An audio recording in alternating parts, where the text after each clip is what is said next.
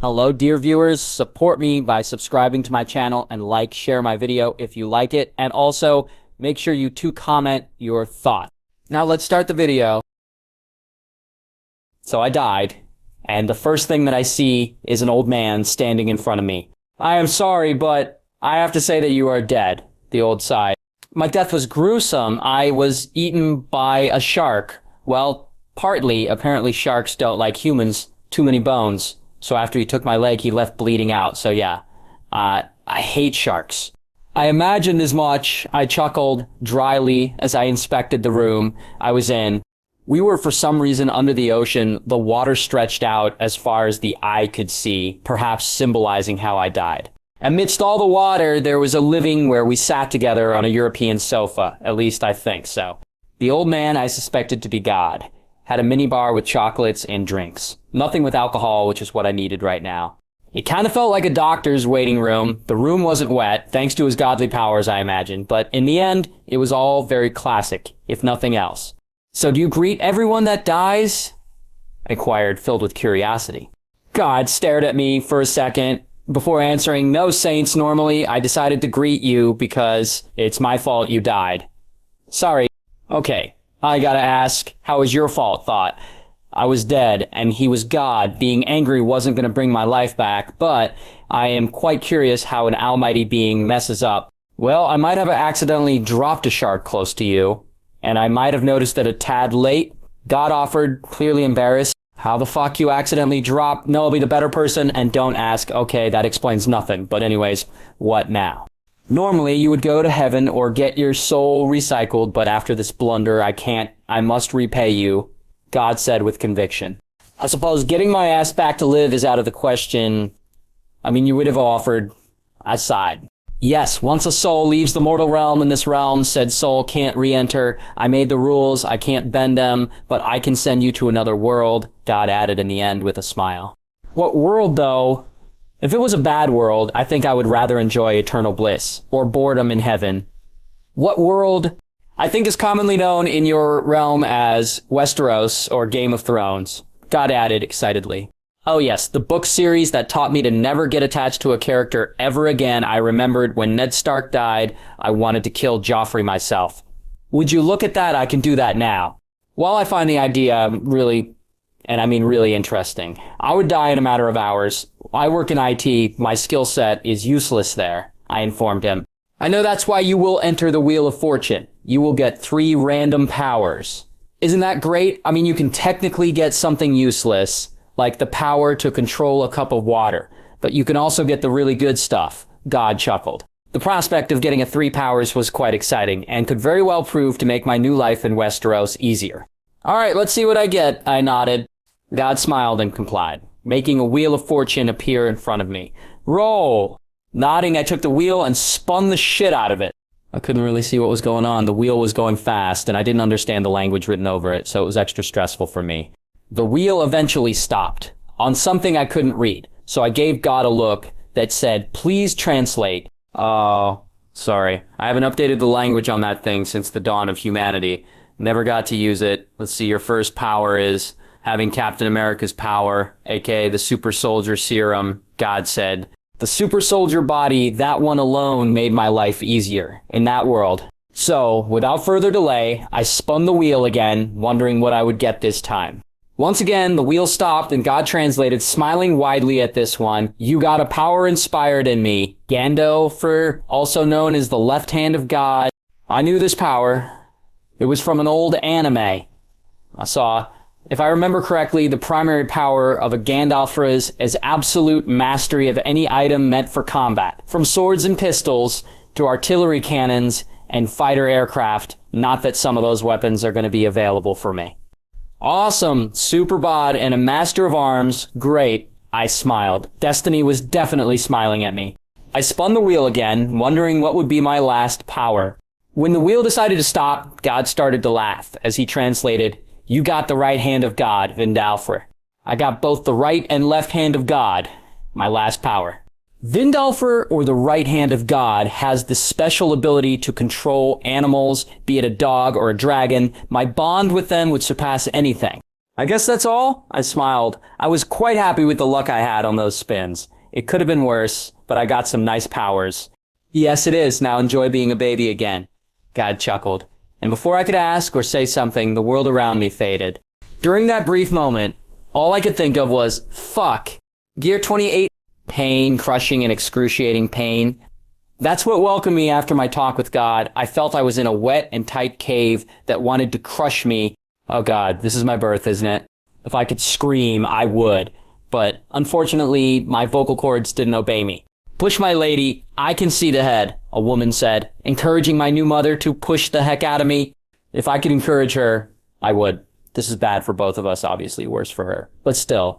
One more push, the woman said, and a second after I was in the outside world, I was so happy to be out.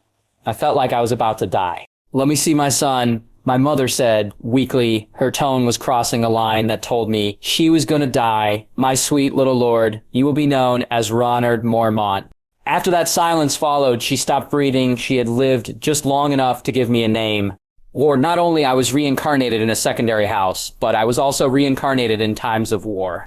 I didn't even have time to process that my new mother died seconds after giving birth to me. I can see the worry on everyone's faces. They are worried about who's going to win this war.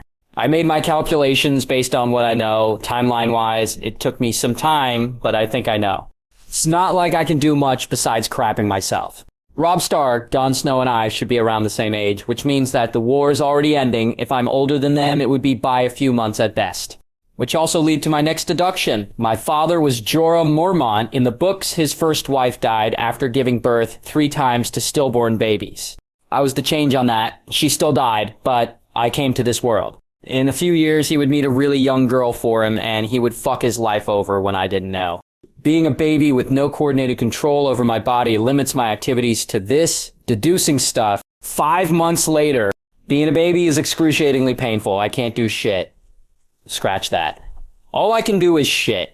I have a super body, but I'm limited to what my underdeveloped body allows me to do. I never thought how hard and difficult the scenario was. Anyway, after 5 months, I finally met my father. He was just like the TV show, but taller and with dark hair, brown, like a grizzly. Fitting. He was caring, I suppose. He was happy that he had a son, but nothing beyond that. My grandfather, aka Jorah Mormont, he apparently had gone to the wall way before I was born, which meant I wasn't going to meet him anytime soon. 1 year later, I can finally walk and talk, and anyone can bet their asses. I potty trained myself as soon as my balls allowed me to. I finally recovered some of my human decency. I also discovered that the tattoos that should be on my hands, well, weren't, but I knew I had the power. In other matters, I discovered a few things first. House Mormont is pretty poor, which was something I intended to change as soon as I could. I had many ideas already. I remembered many stuff from my world, like how to make mirrors, good mirrors, not like those craps they have around here. No wonder some think they look good. I also remembered, thanks to my dad, my other universe dad, how to make vodka, whiskey, and rum. The alcoholic beverages alone would make my ass so rich. But for now, I had to bid my time. I was learning how to do everything I knew before. Physically speaking, again, my body even as a baby was more durable and could do stuff no baby could. 5 years later, year 28, I had forgotten entirely about the Greyjoy Rebellion. Father went back to war. But I wasn't concerned with this situation. I know we will win. On other matters, I'm 6 and I started practicing with the sword a year ago, and everyone thinks I'm a genius. I can't beat adults yet, but they have a hard time winning. After the war, my father married another woman. She's young enough to be my sister, and she's quite the spoiled brat. She's 16. My father is almost twice her age. The moment he arrived from the south with her, I knew she was the one that would ruin him. I tried to bring this up to him. She wastes money like a fucking queen, but instead of listening, he slapped me, his 6-year-old son. That was the moment I lost all empathy for him. I didn't cry or show signs that it hurt because it didn't. I just simply stood and left. The little bitch also lives whispering that once she gets with a child, I won't be needed in this household anymore. Fucking bitch. If J.K. Rowling made a novel out of her, it would be named Harry Potter and the Audacity of This Bitch. 4 years later, year 20, I was 10 years old. I was officially unbeatable with any weapon. I was the best in any category. The Master of Arms was shocked to see how good I was, saying this level of skill was ridiculous for a kid. I feel like I'm cheating, which is good. I like cheating makes things easier. Only when it's necessary, though, like avoiding certain death. My father had already started to dwell in some dark shit, slaves and stuff to pay his debts, the debt he acquired, pleasing the bitch. House Mormont was in bankruptcy. Thanks to the gold digger, my father married. It didn't take long before Lord Stark, aka Ned Stark, discovered what my imbecile of a father was doing. My father was sentenced to death. Like in the canon, he escaped before Ned Stark arrived to cut his head off. I knew this was the last time I would see him, and yet I felt nothing. I cared for him once, but after he started to mistreat me to please that bitch, well, I lost that feeling. The one good thing that came out of this was that I inherited Longclaw and that I was the Lord of House Mormont now. Are you alright, little cub? Megan Mormont, also known as the current she-bear, asked. She was my aunt. I told them that woman was only going to bring problems. I sighed as I took a long look at my new sword. Aye, we all did, my lord, Meg smiled sadly, but I knew deep down she was furious. Her brother, my father, had fucked out honor with his sins, and we would carry with it forever. Let me know when Lord Stark arrives, I said. Letting her know I wanted to be alone.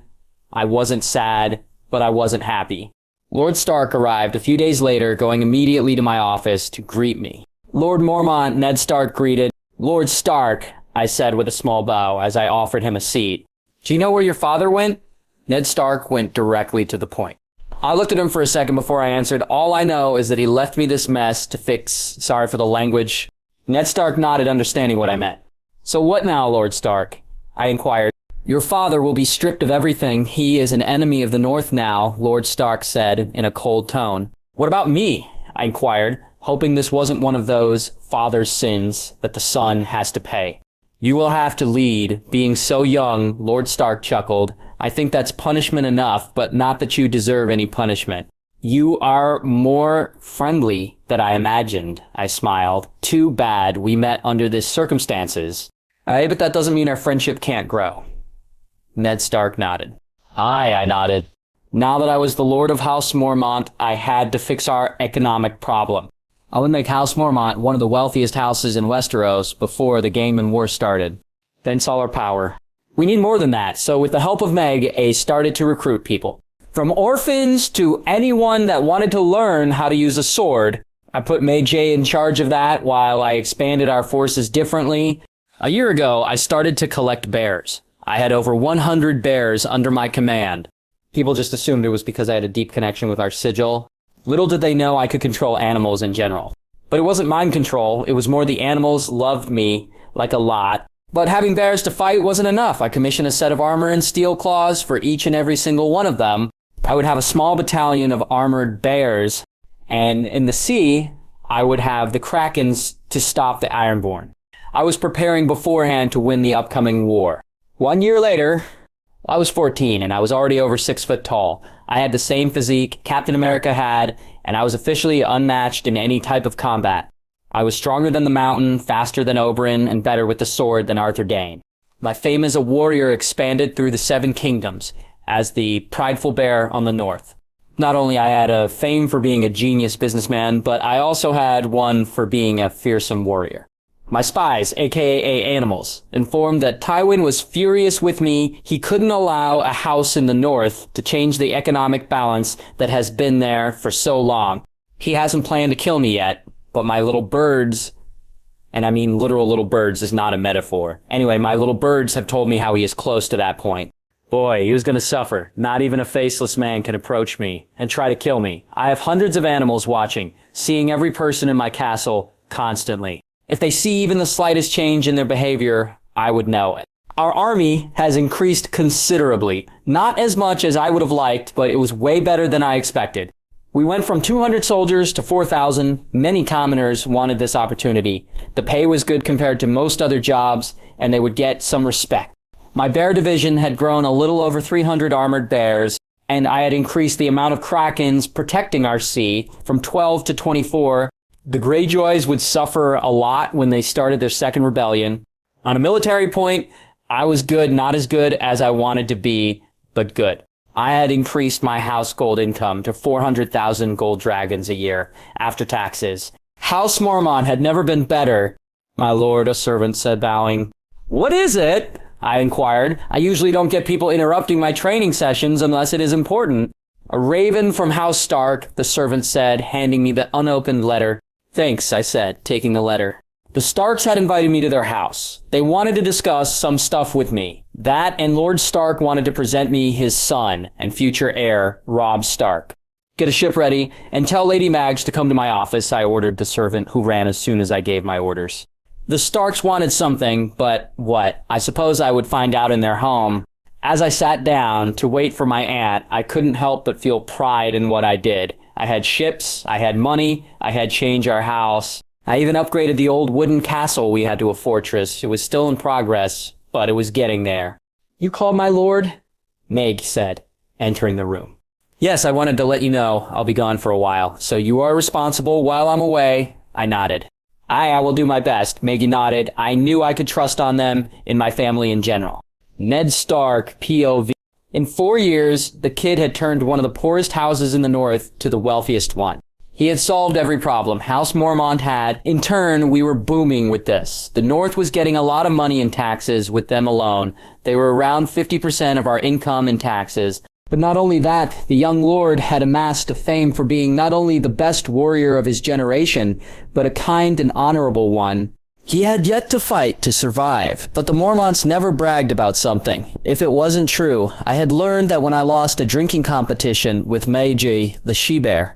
Ned, I don't think this is a good idea, Kat said. She was unsure of my idea. His father was a dishonorable man, and just recently his house climbed the ranks. Kat, I meet the lad, he's good. In this way, we'll solidify our alliance even stronger, I said, but I understood why she was so uncertain, but it mattered not. This was the right choice. At least my Sansa will be close to home, Kat sighed. We had discussed this for over a month. She didn't dislike the young lord. She thought our daughter could do way better, that she was fit to be a queen, and she was, but I didn't want my daughter in a lion's den. If I had a better option in the north, her home. Aye, I said, kissing her forehead.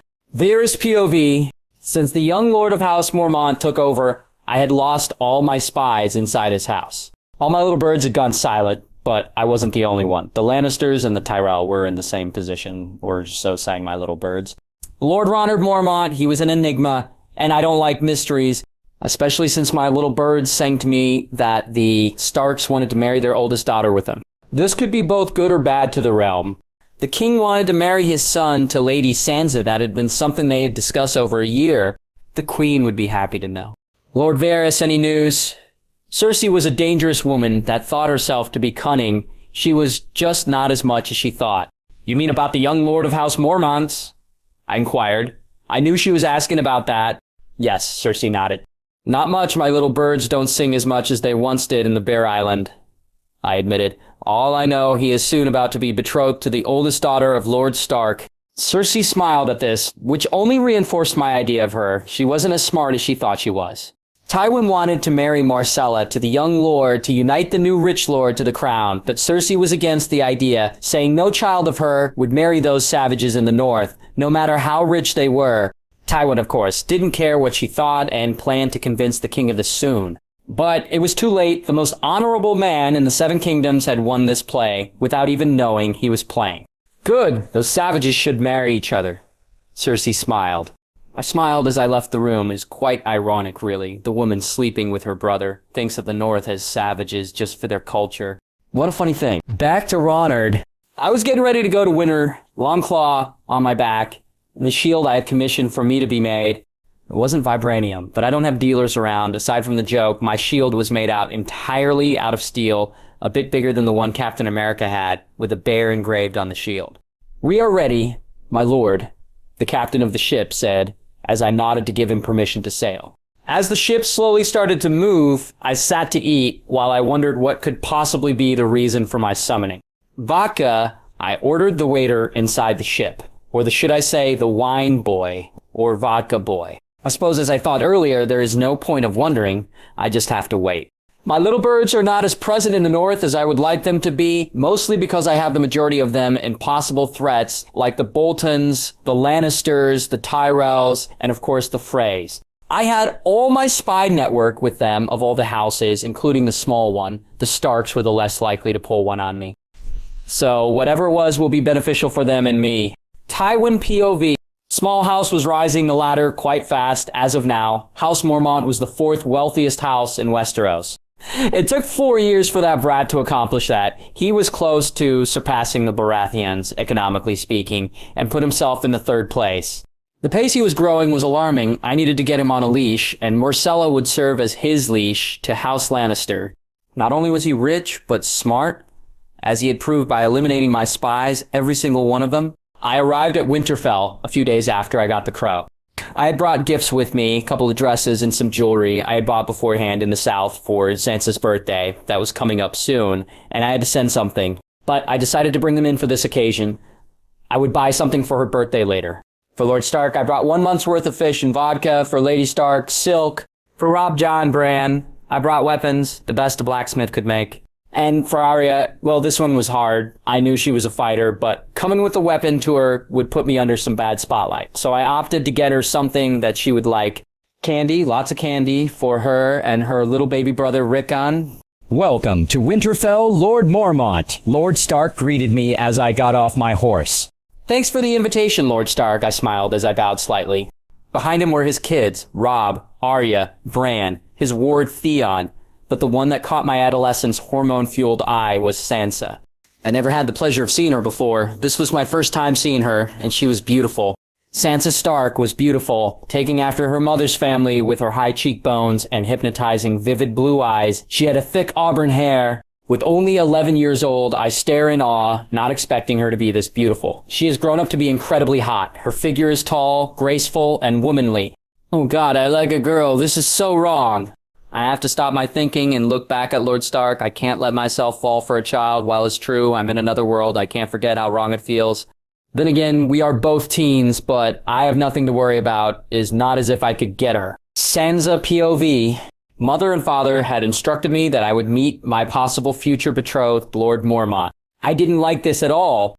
He wasn't the prince I wanted, my knight in shining armor. Holy old gods, Jane said, looking to the gates. He is hot. Jane, stop. I stopped. She was right. He was tall, muscular, handsome. He was nothing to what I expected. After my father greeted him, he stared at me for a full long minute. His piercing and beautiful silver eyes, I felt he was undressing me with his eyes. It felt good. Why did it felt good? Back to Ronard. After Lord Stark introduced me to all his children, he guided me to his office, where I would talk with him and his lady wife. I still had in my mind the little she-wolf, but I was safe. I want to propose a betrothal between you and my oldest daughter, Lord Stark said, breaking my calculative exterior. In this moment, my mind was starting to reset, Ronner.exe not found, and I probably must have shown my surprise because Lady Stark offered me a drink. Here you go, some water, Lady Stark said with a soft tone. Why, I inquired. This made no sense. My father was a traitor. My house was small. Yes, I made my house rich, and is growing. But people here see more the history than the current state of a house. And by history, House Mormont was not good enough.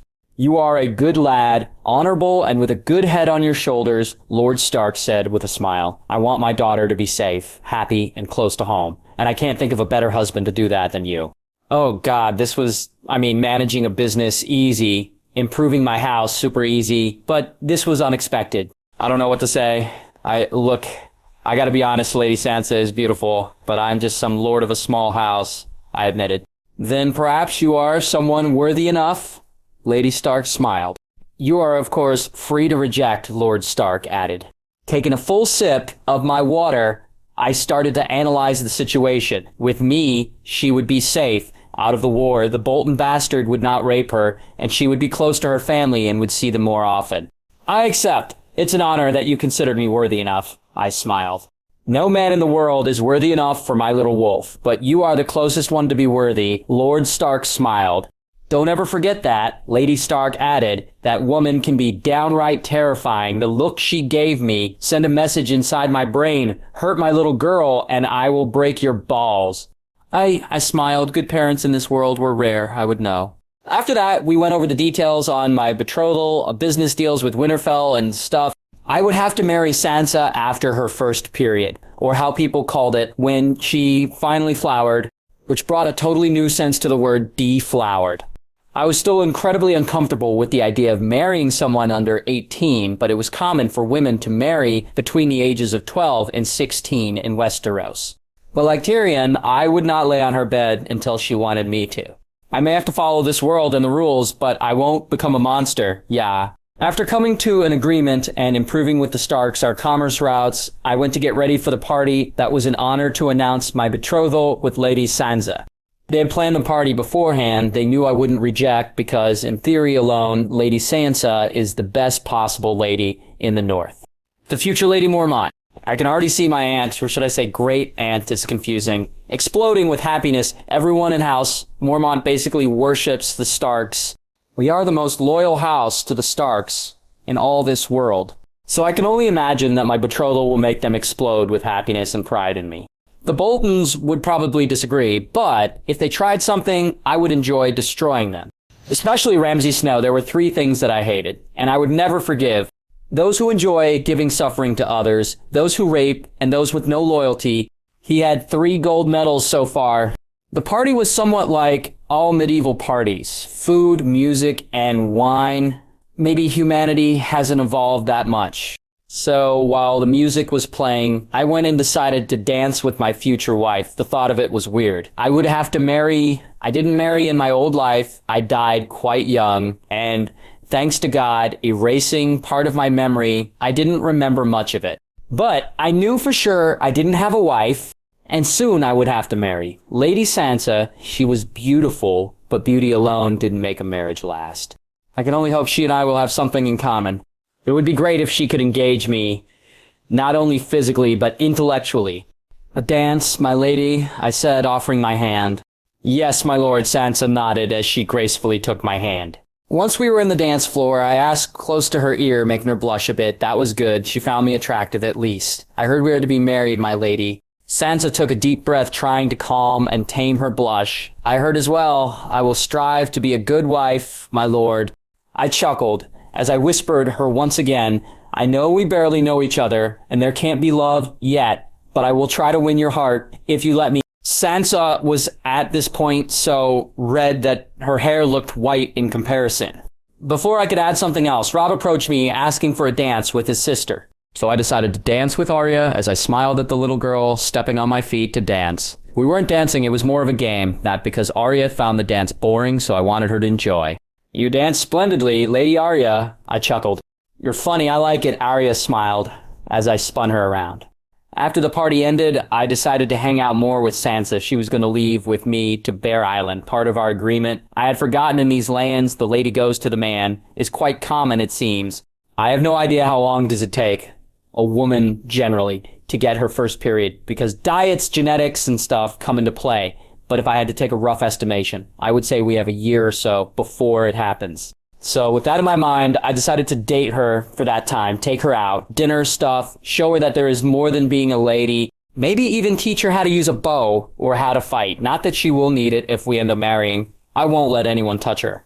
I'll get close to her with intentions of harming her. We leave in a week, my lady, I said, approaching her and offering a hand. I thought you might want to show me around. Sansa smiled as she took my hand while her friend Jane giggled behind her. It would be my honor. Sansa started to guide, showing me what she thought was the best in Winterfell, the gardens, towers. Do you have gardens in Bear Island? Sansa inquired. Yay, but I suppose that can change. I winked at her. Sansa giggled. Well, then I will start looking where I can have a garden once we get to Bear Island. Whatever you want, my lady, I chuckled. I heard all Mormont women fight, Sansa said as she added. Is that true? I nodded, but before she got the wrong idea, I added, fighting can be elegant too. You know? Sansa eyed me for a second before asking how.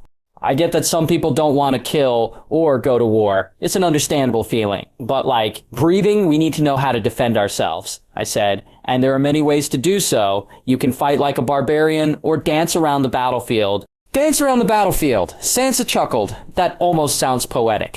The water dancers of Braavos are known for this. They fight elegantly, but with precision. I smiled. I don't know, Arya likes that. I find it unladylike, Sansa said. You're a lady! If you stab a bunny, it makes it ladylike. Don't let others tell you what is or what is not ladylike. I chuckled. But Septa... Sansa tried to argue, but I stopped her. The lady that will never get married and has never had a man. I joked. Don't be mean. Sansa laughed. So, how about a picnic? I offered changing the subject. But we have no food. Sansa tilted her head. I smiled and pointed at a horse that I had preciously sent to follow us from the shadows, with the picnic on his saddle. You said, my lady? I smiled as I approached the horse. How did you, Sansa? Tried to ask. Sorry, my lady. Can't reveal my secrets. Is about 8% of my charm.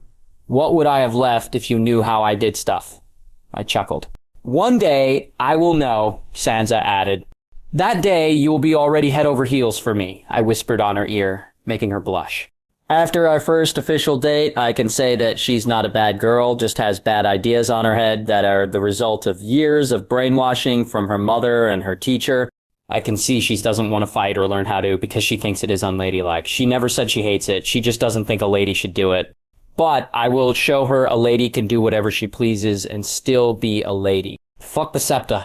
During my week, prior to leaving, I made sure to talk and put some wisdom into her head while making sure we both enjoyed our dates. The first one was a picnic. The second one, I made up a treasure hunt, like the ones I used to do back on my past life with clues, steps, and riddles, the prize a rose. The third one, I showed her how to have fun. We had a snowball fight. The winner would get a kiss. Even losing, I was winning. Safe to say, I got my kiss. The fourth date, we assaulted the kitchen. She was beyond reluctant to do it. Still, with the right words, I managed to convince her, and made a pie-making competition. I have no idea how to bake a pie. She won by a lot on this one. By the end of the date, I was fully covered in flour, but so was she. After losing so much, I started a flour fight with her. I ended up getting a small peck on the lips again this time. We had 4 awesome dates so far.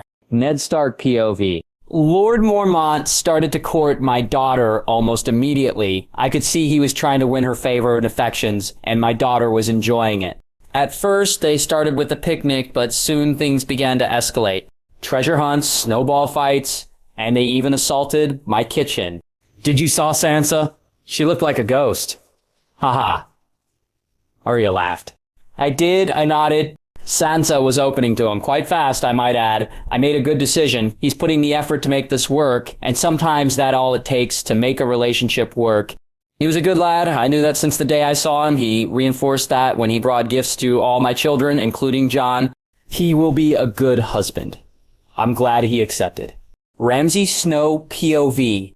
Lord Mormont had been betrothed to Sansa Stark. Father didn't care, even though this went against his plans. But I cared. She was supposed to be mine, because soon I would be a Bolton. But it doesn't matter. The Stark bitch would be mine, regardless. Accidents happen to the best of us. It will be so sad when a pack of dogs eats the young lord. So sad. And after that, I would be there to take the bitch and make her scream. Boys, we will have a special type of food soon. I hope you guys like bear. I laughed as my dogs howled. Jorah Mormont POV. It has been 4 years since I left. I lost everything because of that woman. My house, my honor, my son. Varys promised me to get the king to give me a royal pardon if I kept an eye on the Targaryens. I don't want to be lord for what I hear my son is 100 times the lord I could ever hope to be. But I miss my family. I don't want to die with my son hating me. I will be back, I muttered. Back to Ronard. It was finally the day to leave Winterfell. Sansa got on the carriage. After giving her goodbyes to everyone, I decided to have a chat with Robb. Nothing serious. I just completely forgot about him during my stay. I had to look for Jon that day and give him a goodbye too. He was working on the stables that day. After that, I had a talk with Ned Stark, who didn't say it but outright threatened me if I hurt Sansa. He was using the famous scary dad mode. Catelyn did the same, and while I know I can take on both, it still made me shiver. I.e. made out of steel. Alright, I nodded as I took my leave with Sansa. As we made our way to the ship to go to Bear Island, I noticed that Sansa doesn't have her wolf. In fact, none of the Stark's children had their wolves, which means I brought Sansa with me before Ned Stark beheaded the deserter, and Jon encountered the dead direwolf with her babies. But knowing the Starks, she would get her direwolf regardless. I couldn't believe Sansa was coming with me. The actress that played her didn't do her any honor. She was way more beautiful. I still couldn't believe she was to be my wife. Not how I expected to get a wife, but I suppose it was to be expected. I'm in a medieval world with a medieval set of rules. Things that I know or like just don't apply. Like Sansa coming with me to get to know me. And her future lands even thought she might want to stay with her family. I could see it in her eyes. She was sad, and I don't blame her. She met me a week ago. She can't feel completely comfortable with me, a complete stranger that is supposed to be her husband. Not only that, but she's leaving her family. You're gonna love the place, I smiled, trying to lighten the mood. Sansa smiled faintly and said, I sure will, my lord. Oh, come on, don't be like that. Think of it as an adventure, I offered as I smiled. And from now on, call me Ron. All my friends do it. In my mind, a cricket chuckled while saying, what friends? Sansa giggled. All right. Ron, I know you're going to miss your family as to be expected, but try to make the best out of it, my lady. I smiled softly at her. Yes, I will miss them, even Arya. Don't you ever tell her, but I suppose I will have fun. And please call me Sansa, or I will call you my lord. Sansa smiled. As you wish, Sansa, I nodded. So what do you plan on showing when we arrive? Sansa asked. I wanted to teach you how to shoot and bowl, I admitted. Why hide my blatantly obvious plan? A bow, but that's... Sansa stammered a bit. Unladylike. Don't pay attention to that. If you don't like it after I show you, then I won't try again. But you can't say you don't like it if you haven't even given it a chance. I chuckled. All right, but only because I know you won't drop the subject. Sansa sighed. Wow, you are getting to know me, I laughed. I have to. Sansa joined the laugh. I am to be your wife. The carriage started to move differently, and until it suddenly stopped, followed by a shout of one of my men, we are under attack. Sansa immediately showed fear. But before her fear escalated, I soothed her. Everything will be all right. I'm your knight in shining armor now. Remember? Sansa smiled softly as I left the carriage. I know I used a cringy line, but sometimes that's what it takes to calm a storm. Outside, I could see that the driver was dead with an arrow on his head. My men were fighting some Northmen. These men were very well equipped and trained. But who in their right mind would try to raid or try to kill a Stark? The growls in the area gave me the answer. It wasn't someone in their right mind. It was Ramsay Bolton. I had only brought 4 men with me. I initially didn't want to bring any, but everyone in the house insisted I needed some protection. And thanks to that, they were all dead. I will make sure to give something to their families after this. Well, hello, little bear. I heard a sadist voice said, making his men laugh. You are?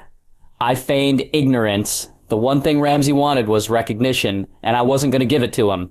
But in the end, even though 4 of my men died, I can't help but smile at this. Ramsay was on my must-kill list. The psychopath just pushed his death ahead of time, and that of his father. I suppose you can't know me, Ramsay said, trying to hide his anger. He didn't have a chance, and it was worse now that he had his dogs with him. Animal are my subjects. So are you gonna stand there and talk all creepy and stuff, or are you gonna do something? I chuckled. A prideful one, I see. I love breaking your kind, Ramsay cackled. Threaten me with a good time, I chuckled. I'm gonna give you one shoot, so hear me well, 'cause I don't like to repeat myself. Come at me with everything you got. Ramsay stared at me with a smile. I'm gonna enjoy breaking you. Ramsay was at this point excited.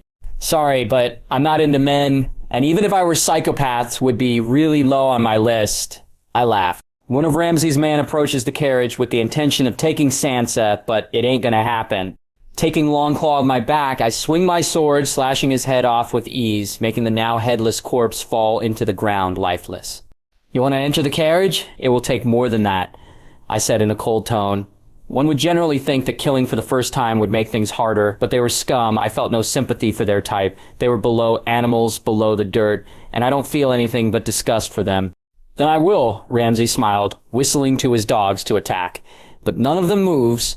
Forgot to tell you, but I will be adopting your dogs. I smiled as I ordered the dogs to subdue Ramsay. Ramsay had a shocked expression on his face, wondering how was this happening. The other 11 men he had brought with him shared the same sentiment. With Ramsay on the floor, with his dogs, pinning him and biting him, I turned to the remaining men. I moved forward, kicking the first man on my path on the face with enough force to send him away. Flying against a tree, I felt on my feet his skull crack under my boot. With a smile, I dashed forward, hacking at men, swinging my sword left and right, decapitating each and every one of them, their head go flying in the air, blood splattering everywhere. And now that his men are dead, all I have is Ramsay. Now what was that about breaking me? I chuckled as I cleaned the blood of my sword. You see, I hate people that break their promises. Ramsay smiled. My father will have your head if you kill me. Oh, he is more than welcome to get it, if he proves to be better than me, and frankly he isn't. I laughed. I'm also quite attached to my head, so you see my conundrum. If you let me go, he might show mercy. Ramsay was desperate. Too bad, I don't care, I smiled, as I ordered his and now my dogs to take him away and eat him, and after that they would have to regroup with me on the boat. I would have let them kill him here, but that might scare the crap out of Sansa with the screams and whatnot. With this little inconvenience out of the way, I took the corpses of my man and put the fire of the back of the carriage as I told Sansa through the door without opening. I will ride the carriage, just enjoy the trip. Your men died, right? Sansa inquired inside the carriage.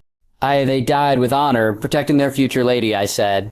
I see, Sansa said with a somewhat shaky voice. Remember what I said, I will protect you, I said as I got in the pilot seat, as I ordered the horses to go move. After the incident with Ramsay, I took the frightened Sansa to my ship. As I waited for the dogs to arrive, I decided at the end to command the dogs to leave Ramsay's dead body intact. Why? After a long consideration, I decided to end House Bolton earlier, well, by lying to the Starks, telling them that Lord Bolton had sent his bastard to kill Sansa. That would in turn put the Boltons under a very, very bad light. That way I would end the most significant threat in the north before the war even started. And if I was lucky, I might get some lands on the way. How long will it take us to get to Bear Island? Sansa asked, stopping my train of thought. Above a couple of hours, I informed her, as I lead the dogs Ramsay had so gracefully given to me. I wondered if without House Bolton would the Starks win the war. Honor was the downfall of Ned Stark. Love for Robb Stark. They were surprisingly innocent for this world. I had other beliefs and firmly agreed with Cersei, when you play the Game of Thrones, you win or you die. War has no mercy, war has no honor, war has no values, war only has winners and losers.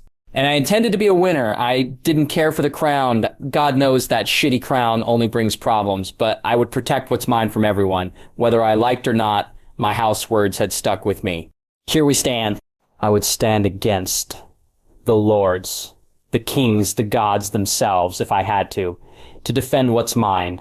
The Greyjoys tried to raid the island while you were away. One of my little birds sang, the Krakens destroyed their ships and ate their man. So the Ironborn decided to start raiding again. What an interesting development.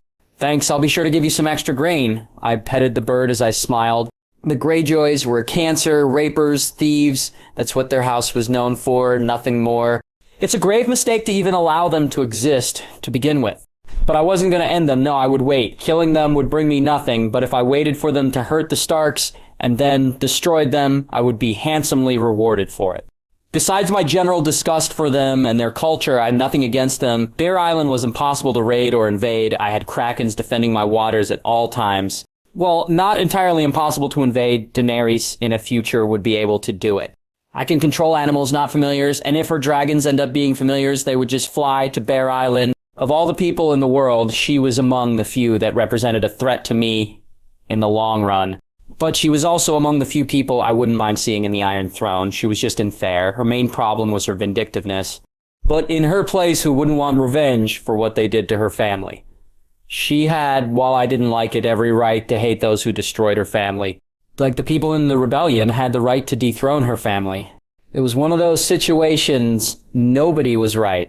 It had crossed my mind to court her many times and help her regain her throne. It would be beneficial, but it feels like it would be a drag to be the king of the Seven Kingdoms.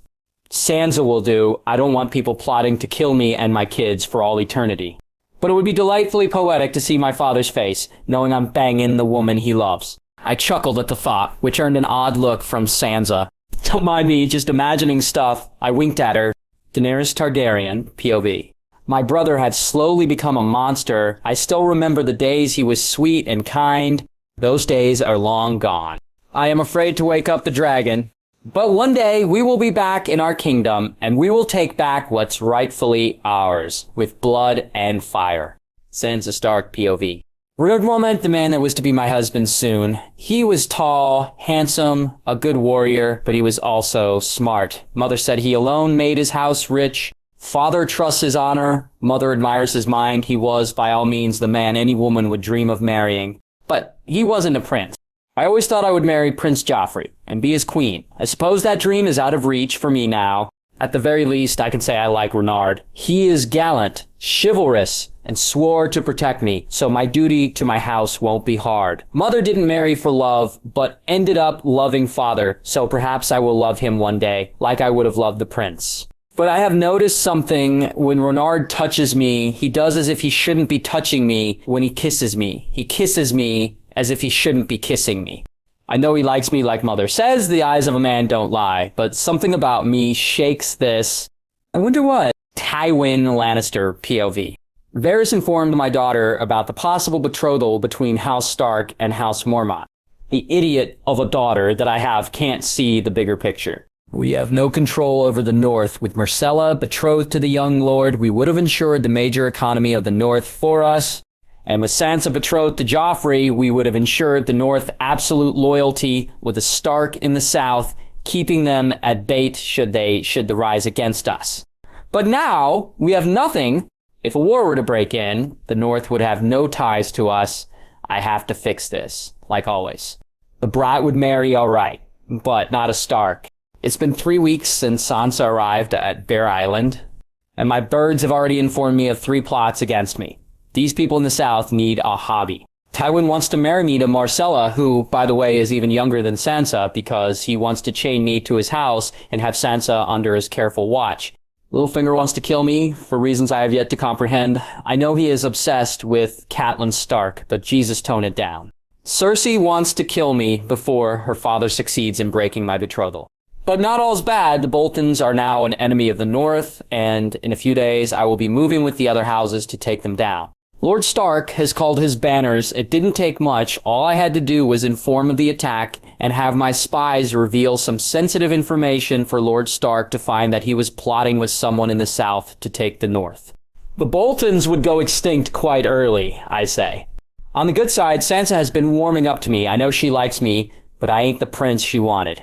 A date every now and then, a rose here and there, and some elaborated pranks to shake the concept she has of what a lady should be are making her a better person.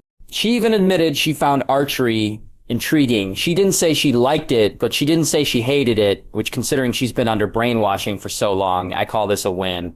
She has the potential to be great. I see it, and I will help her if she ends up hating some stuff. Then it was her choice, not others telling her it was her choice.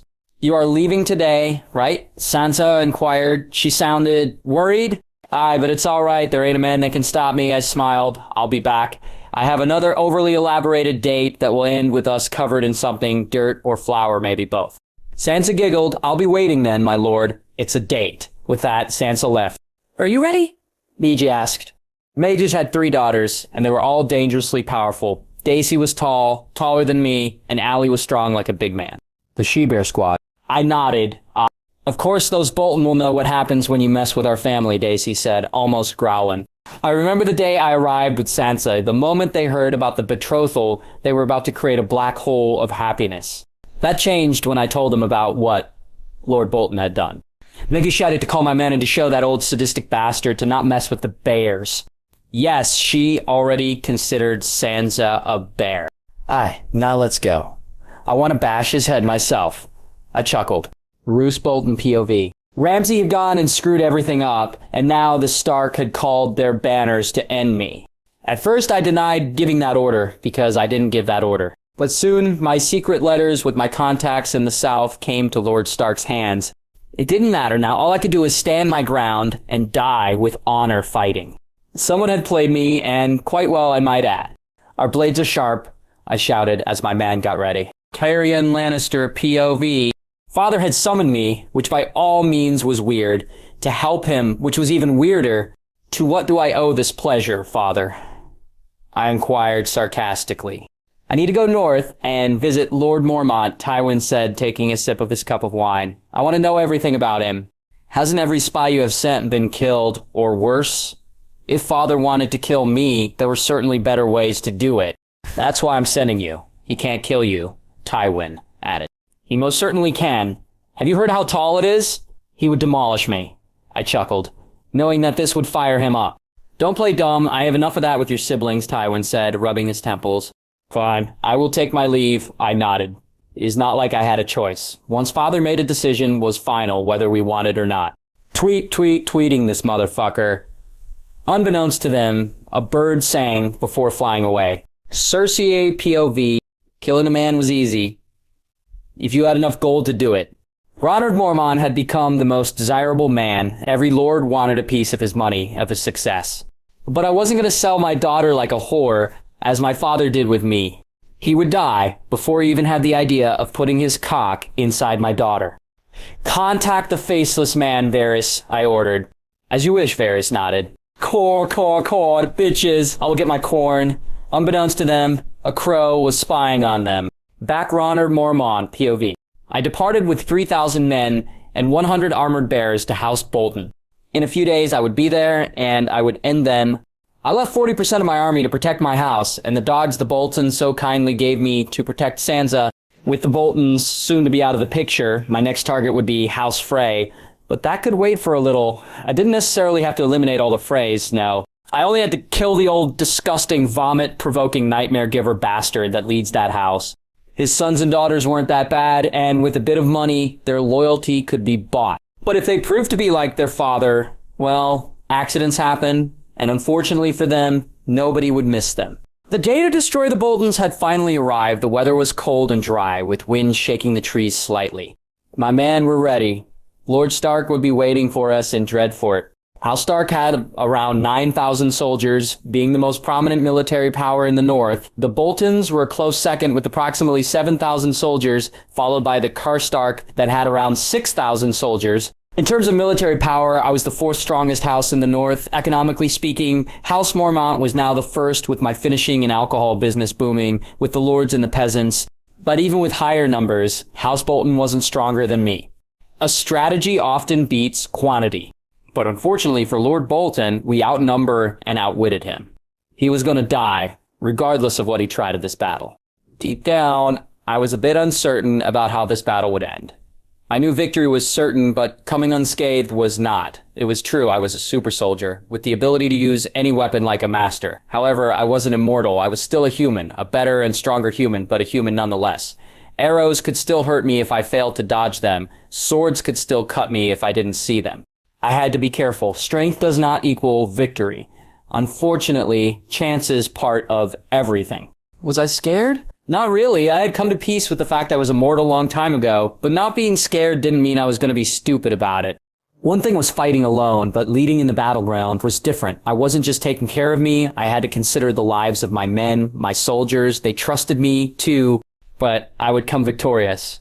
As gallop with my army to the location where Lord Stark is waiting. I see from afar the Stark banners. After a few minutes, I arrived at the war tent. Lord Stark was already discussing with his sons and the other lords what to do. I take he didn't surrender, I said, announcing my presence to them. Aye, he will fight to his last breath. Robb growled. He was angry. Probably because his sister was targeted. I brought 3,000 men with me, I informed.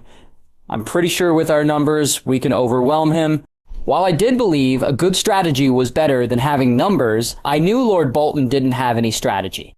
He didn't have time to plan anything. He was just delaying his demise with the faint hope he will survive long enough to kill the Starks at the very least.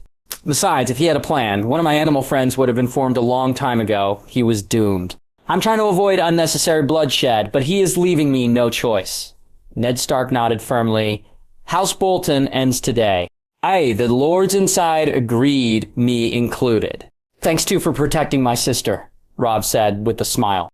She is to be my wife, and frankly I would have done it anyway, and I smiled back. Are those... Ned Stark trailed off, seeing my armored bears. Yes, they are, I nodded. Our armies were around 14,000 men, ready to strike. This, of course, wasn't the full power of the North. The North had around 50,000 soldiers in total. Lord Stark didn't call all his banners, just a part of them, to destroy House Bolton. I was ordered to go on the first line, Gress, with Robin and Jon doing the same from the west. And just the like that the battle started. I rushed into the battle on my horse with my armored bears beside me. I would stand my ground and kill as many as I could. As my bears demolished the front line, one man manages to approach me, so I swing my blade at his arm, and it flies across the battlefield. The man screams in pain and falls backwards just to be killed by a bear. Push. I push forward with my soldiers and begin to push the front line of the Bolton's defenses back. An arrow flies towards me, but as I raise my shield, I notice that the wind changes the trajectory, and the arrow hits my horse in the head, killing it. I jump off the horse, doing a flip in the air, landing with a superhero style. I dash towards the enemies, cutting the arrows with my sword or shield as I slash the closest enemy and killing him. I continue to slay enemy after enemy, advancing non-stop until I hit something. The Bolton's men are retreating. "Don't let them regroup," I shouted. But then I noticed something else. An unusually large man, around 7 feet tall, carrying a giant axe with one hand and wearing heavy armor, is charging towards Robb. The first that came to my mind was the mountain, but that can't be right. "Duck," I shouted, running towards the Stark.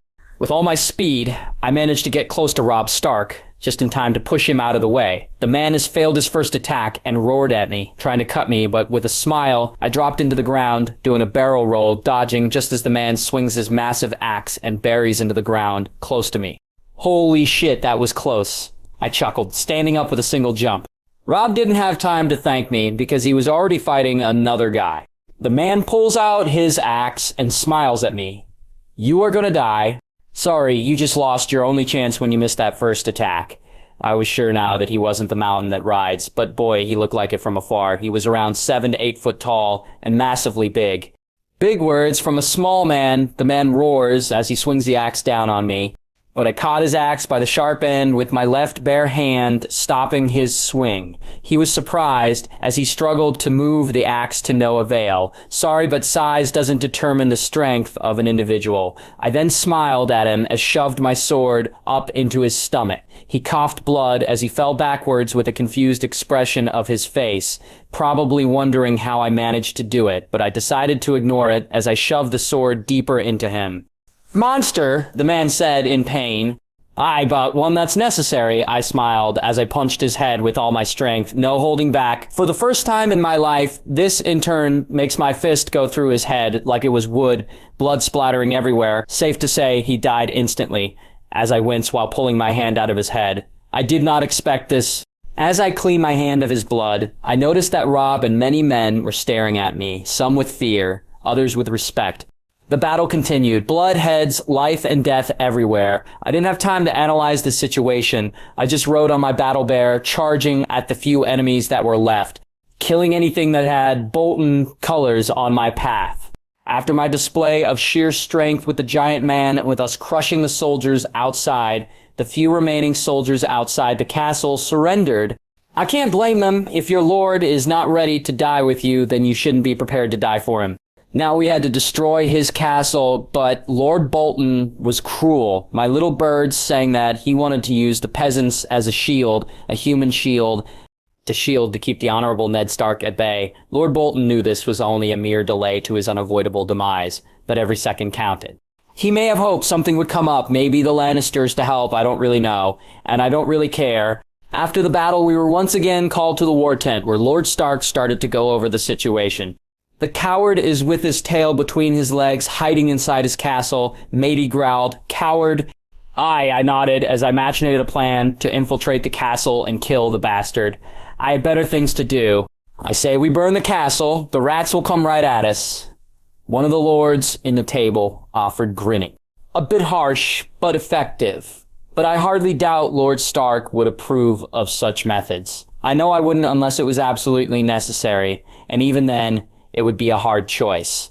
"We won't do such a thing," Ned said, sounding offended. "We have won. He must understand he can't hold this charade, not for long."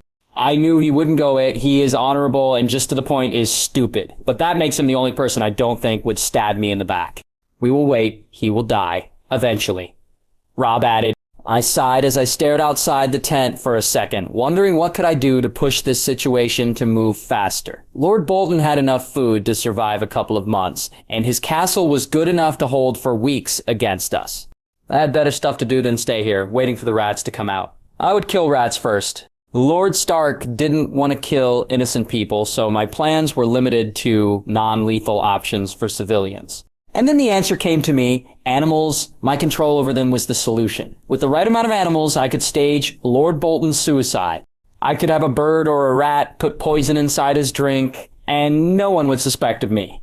After his death, it was just a matter of time. To wait for his few loyal men discovered his dead body, they would immensely surrender, not having anything to fight for. That's as all, Lord Stark voice brought me back to reality. This will be over soon, I smiled, giving the lords a foreshadow. My idea was flawless until the moment of truth. The first bird died immediately by poisoning itself. Which brought me to square one. I would use a bird to make him fall from a tall building. This idea didn't require any poison. My little birds could consume by mistake and would be considered an accident or a suicide.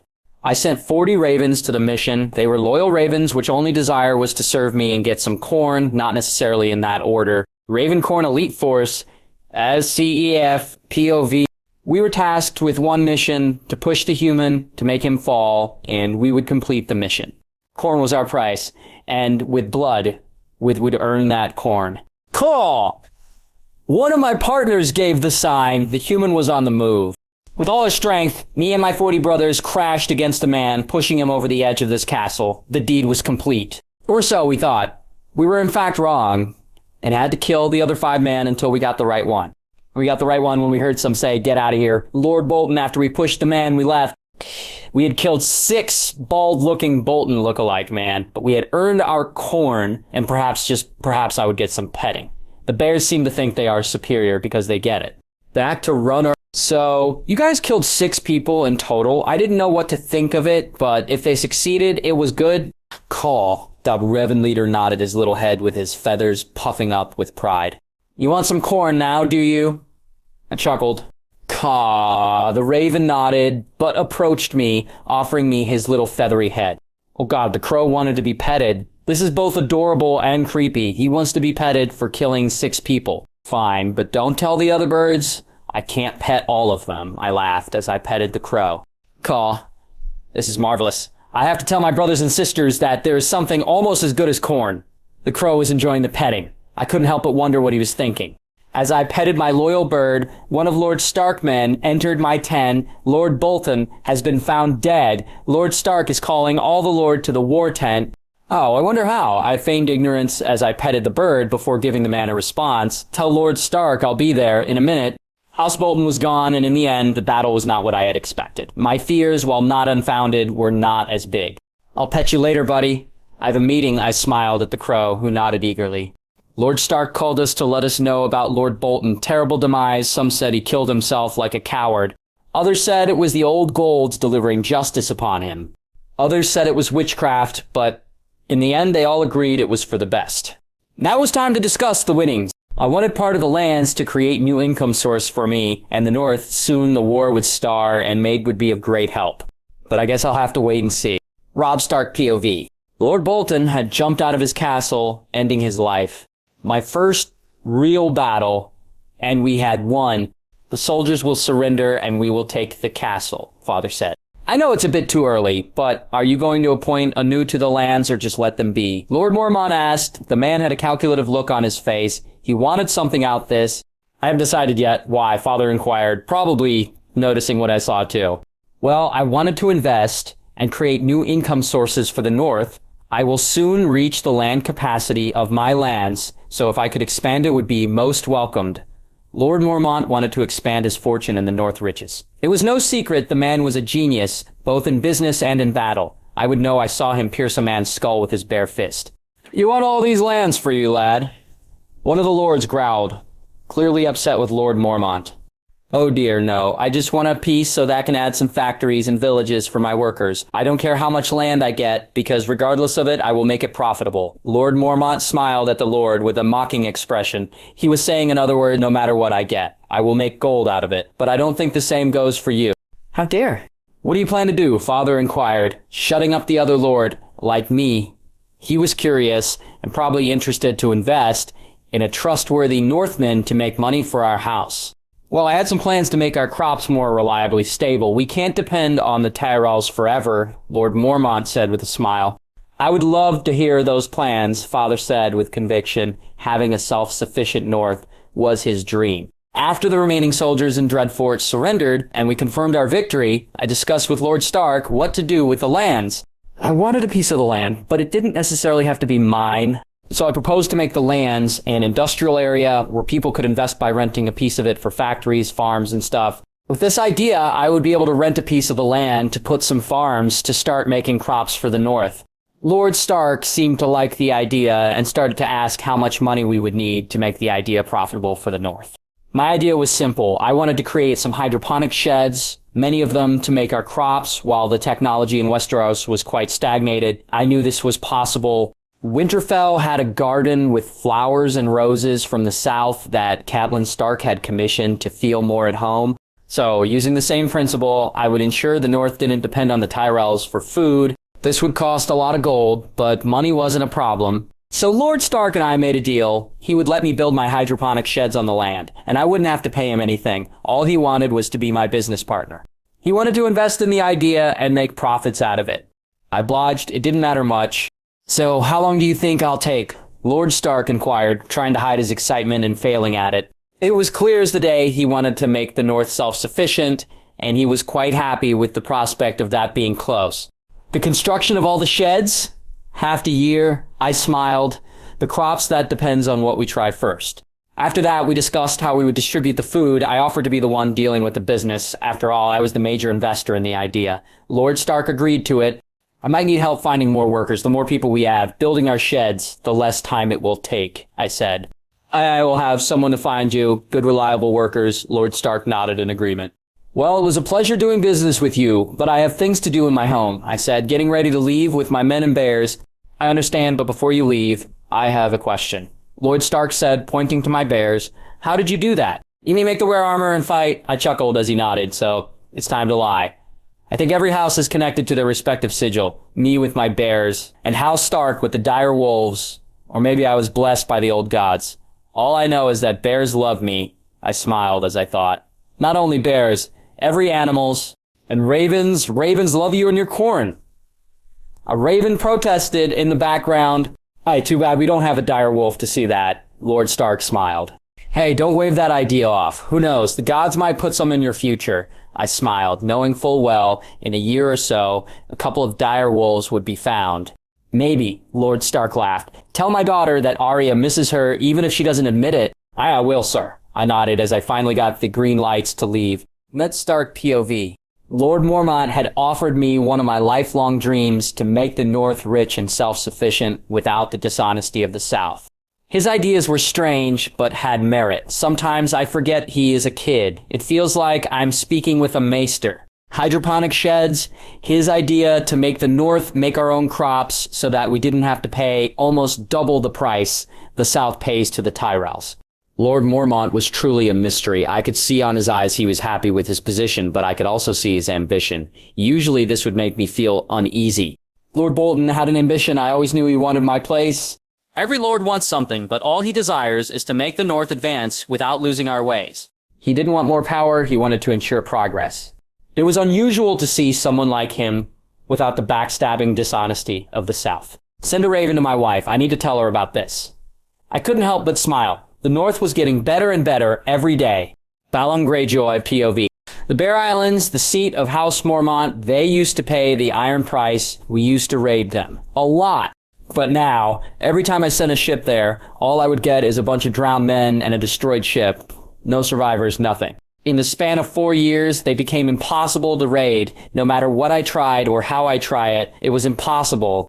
Father, we haven't heard from the last ship we sent to Bear Island. Asha informed me. Another failure!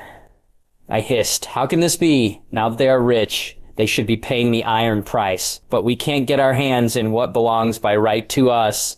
Their money, their woman, especially now that Sansa Stark was there. I could bring the wolf bitch here and teach the Starks a lesson, but I can't. There is something unnatural about this. I can't put my finger on it. But one day we could raid them, and now is like the drowned god himself is stopping us. Asha said with thoughtful look of her face. Blasphemy! The drowned god would never get in the way of the old way. The iron way. No, we just haven't tried hard enough. I will get what's ours by right, and nothing can stop me. By the mighty and delicious power of Cornwall, the loyal and incredibly handsome ravens will inform our master of this. I swear it by the corn.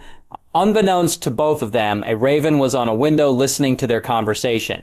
It took me a couple of days to get back to Bear Island. I was happy with the results. I had lost around 75 soldiers during this battle, but I had also basically destroyed the one threat the North currently had, not counting Resident Evil ripoffs, beyond the wall. The Lannisters, the Freys, and the Tyrells were the most prominent threats remaining on the board of this wicked game for power. While during this battle, my animals had proven to be more useful than I originally thought they were still animals, and their accuracy on assassinations was less than acceptable. But nonetheless, they proved to be of greater use than I had initially anticipated. The North was safe for now, so I had time to prepare. With the project of the farms being developed, it was time for me to focus on other areas. I had to prepare for the long night. All I knew about the threat beyond the wall was that they were weak against fire, dragonglass, and Valyrian steel. The fire was easy to acquire and produce. Dragonglass wasn't much of a problem. All I had to do was make a trading deal with Stannis. I was pretty sure he wouldn't reject an agreement like this, because for others, dragonglass is trash at best. Valyrian steel was a hard, near impossible material to find. It was, in other words, the vibranium of this world. So I would hoard all the dragonglass I could, arming my men with the right weapons to destroy them. My lord, I wanted to talk to you. Sansa entered my solar. She seemed distressed about something. Sure, my lady. What can I do for you today? I said, putting what was doing on standby for the moment. Do you like me? Sansa said fast, as if trying to get over it.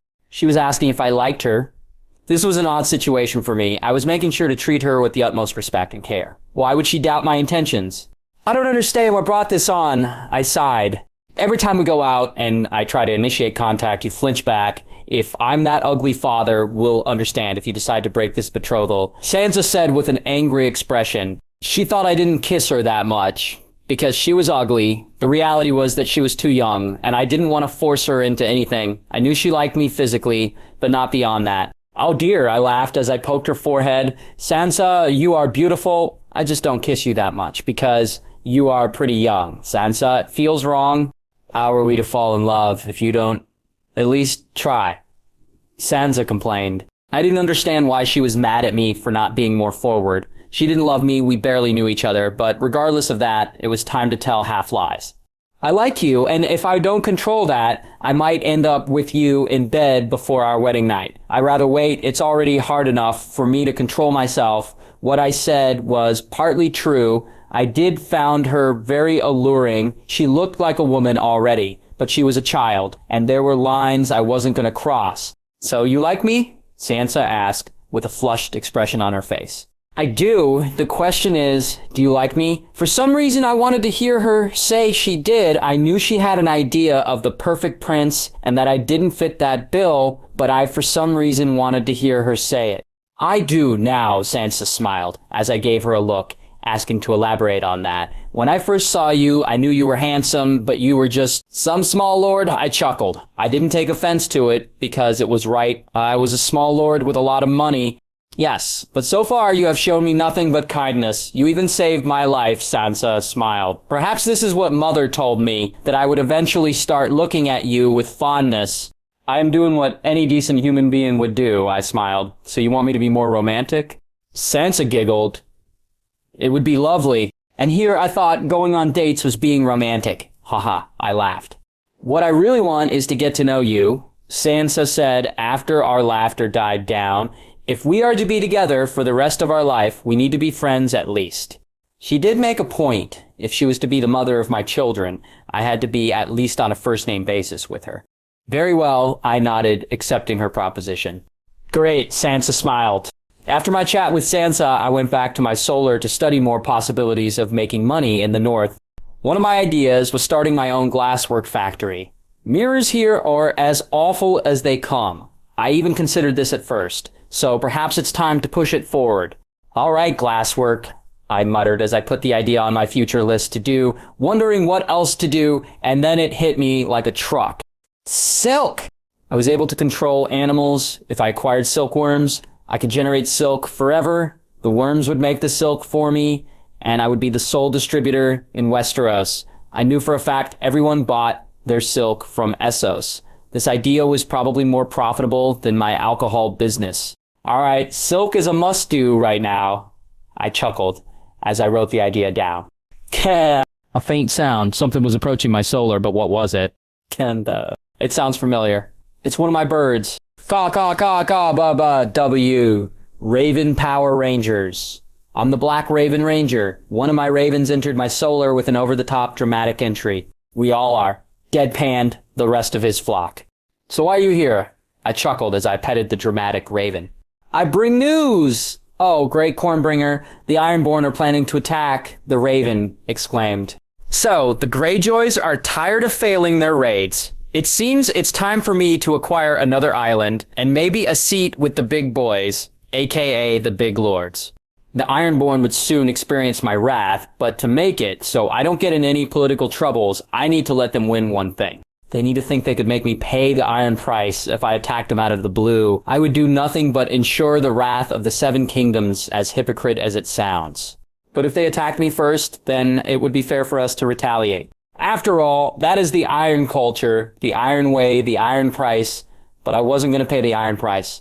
There were other ways to start a war. I wasn't going to let him take my family or anything, not even if that won me the fucking throne, but like they said, there are other ways. Sometimes you have to risk something, so I would let them raid me, and then I would destroy them.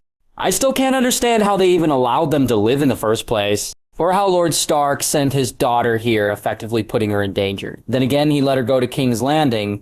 Perhaps Lord Stark must have assumed the Greyjoys would keep themselves from raiding Bear Island with his daughter here because he had Theon, but in reality, all he did was make it, so they want to do it even more. Regardless of that, I had a plan that would give me a motive. Letting them attack me would suffice me as a good enough reason to kill them all, and as a plus would render Theon as a non-threat. Without his house, he would never betray the Starks. Boys, let the Ironborn raid us, I commanded. As you wish, Master, the Kraken said. Now, with the plan on rails, time to hang out with Sansa before being kidnapped by the Ironborn. I spent a couple of hours with her. She has taken quite the liking to archery, being quite good at it. She still doesn't admit she likes it, but when offered to go, she doesn't say no. I feel I'm getting better, Sansa said with a smile. Aye, now you know how to shoot those who annoy you, I joked. Arya would be the first one to get an arrow then, Sansa laughed. See, I told you I knew you would like this. Does this make you any less of a lady? I inquired. No, but I never said I liked it, Sansa said. You don't need to say it, I know you like it, I teased with a knowing smirk on my face. Why would you practice alone if you didn't? I will not acknowledge that with an answer, Sansa huffed. Ha ha ha, as you wish, my lady, I chuckled. Fine, I don't find it as mind-numbing as I thought it would be, Sansa admitted quietly. Mind-numbing is what the Septa taught you, I said, with a cold tone. Women are more than a decoration, more than a bag to carry a child. They are life-givers and life-takers. They are love and hate. They have endless paths to choose from. But idiotic shit, brain people, brainwash them into believing they are nothing but tools. I might have let my emotions control my answer. Sansa was taken back by answer. I didn't think you had such a strong opinion about it. I do. Be it a man or a woman, you are the captain of your own destiny. Don't let others tell you what or how to live life. I smiled. And so the days passed with me going over my normal lordly duties and hanging out with Sansa. Bit by bit, I was getting to know her, and she was getting to know me to the point she admitted liking the bow, but finding swords and close combat scary. But this was her answer, not the Septa. No, her mother. So I bought her a crossbow I had commissioned for her. The weapon could shoot 12 consecutive bolts before needing to recharge. I made this weapon myself, while the blueprints for it, tinkering with what I remembered from crossbows and stuff. I am by no means an engineer, but I managed to make it with my blacksmith and local engineer. This way she would be able to take many targets if she ever felt threatened. Ironborn approaching, one of my birds sang, I'm afraid I have to leave you, my lady, I smiled. I'll miss you, my lord, Sansa smiled. I ran towards where the raid was going to happen, and then I waited. A couple of hours later, the Ironborn arrived, and the battle started. I rushed hacking at the men left and right, cutting through their flesh like butter. I had to make sure they noticed me. All help, Lord Mormont! One of my men shouted, rushing to aid me. And all the Ironborn turned to see me, bingo. Come to me. I taunted the Ironborn among them. A woman, if she was, who I think she was, this was a jackpot. I parried the first attack, and with a swing of my right sword, I cut the man's throat. Today, I was dual-wielding Longclaw on my left hand and a standard sword on my right. I continued to dash forward, killing the men left and right, blood splattering everyone, tainting my clothes as I rushed them into oblivion. Holy shit, retreat. The woman shouted at her men, clearly disturbed by what she was seeing, but before she even had the chance to get into her ship again, I lunged my sword into the ground and threw with my now free hand a knife at her hand, nailing her to the ship. Ah, shit. You ain't going anywhere, Greyjoy. I chuckled as I grabbed my sword and continued to kill the Ironborns one by one. Her men tried to protect her, but my forces were overwhelming hers. I alone was overwhelming the Ironborn. It wasn't before long that all her men were dead, either by blood loss or dismemberment, as I stood above the piled-up bodies with a dark grin on my face. Hello, Asha Greyjoy. How wonderful to have you here. I chuckled with a dark undertone, grabbing her face. She tried to punch me, but I stabbed another knife into her free arm. Ah, fuck you. Asha growled. Feisty, we can't have that now, can we? I smiled, punching her stomach with enough force to make her cough some blood. Fuck. She tried to insult me again, but I cut her off with a kick to her chest. I despised the Ironborn. She encouraged her man to rape and sack innocents. For that, she wasn't a woman to me, not even a human. Tatata, what would your father think of that language? I scolded her. What are you gonna do with me? Asha asked after a minute of silence. Probably recovering from the hits. With you, nothing. Maybe make you feel what all those people you raided felt, but with your house, that's a different matter, I answered, as I ordered my man to take her away. Since 1 week ago, Asha Greyjoy was on my hands. Now, it was time to play the right moves to ensure I wouldn't be targeted, politically speaking. I sent a raven to Lord Stark and informed him on the situation. With few additional things to it, I first added that the Ironborn had purposely tried to attack and capture Sansa. This, of course, was a half-truth, but it would give them the reason for what I was about to do next. Destroying the Greyjoys and erasing the Iron out of the picture. Lord Stark would, of course, try to find a peaceful resolution. The Greyjoys were a big house, one of the Seven Kingdoms, but for me, peace was never an option. At least with them. So, with the ships they have brought to raid Bear Island and the ones I had commissioned years ago, I sailed not before ordering my Krakens to make sure none of them escaped the Iron Island. In my raven, I informed Lord Stark this was the last insult I would tolerate from them, trying to hurt my future wife and my family, of course. This was a lie. If I wanted, I could keep them forever in line without raiding, but I didn't want them alive. They were a waste of space and fresh air. I brought with me the majority of my army. I knew that if I waited, Lord Stark would try to stop me. But not now. I would deal with the political mess later. Let's see how the old Kraken fights, I smiled with satisfaction. Ned Stark POV. A raven from House Mormont arrived, bringing terrible news. House Mormont had declared war on the Iron Islands. After the attack they suffered where my daughter found herself in danger. Her betrothed decided to put an end to it. Foolish boy, one win and the battle does not make you unstoppable. I need to stop them. Asha Greyjoy! The Lord of House Mormont wasn't what I expected. He was cruel, yet disgustingly kind. He had yet to make me suffer for my sins. But now we were on our way to my house. He wanted to bring the fight to us on the sea. We are unstoppable. He is a good fighter, not a smart one. You will die. You know that? I chuckled. As I stared at him, he would soon pay for what he did to my crew and me. Good thing the thoughts of an idiot are often forgotten. He chuckled. He was amused.